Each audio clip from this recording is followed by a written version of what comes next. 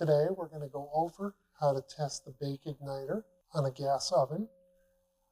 The broil igniter will be the same, but the bake igniter is easier for us to see and is a much more common failure.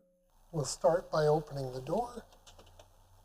I've already removed the cover to make it easier to see what's going on.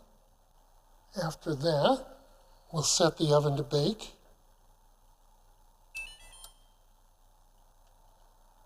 The next thing you'll notice is that it's telling us that the door needs to be closed before it can start baking. We'll press the switch to simulate the door being closed. Once we do, we'll see the igniter start to glow a bright white. If it's a dim orange, it will not light. The second thing we'll notice is that if we look at our ammeter, we can see that we're drawing 3.4 amps. Anything over 3.2 is usually a good igniter. Once the igniter is at its full brightness, the current draw will cause the gas valves to open, primary and then secondary. Once that happens, the gas will ignite. This should happen within a minute or two. If it takes any longer than that, the igniter may be worn and it may be time to replace it.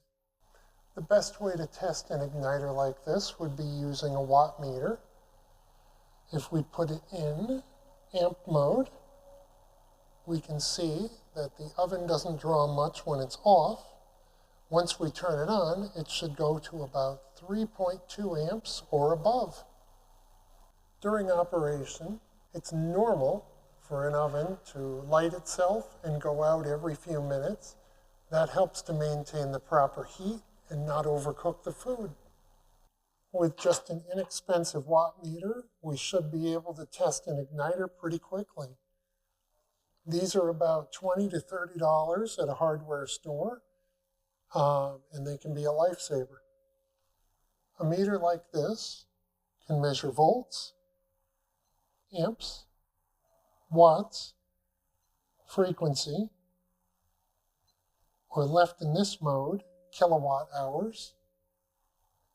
Sometimes a worn out igniter will still glow, but it won't consume the proper current in order to turn on the gas. Hopefully that helps diagnosing gas ovens. Thank you.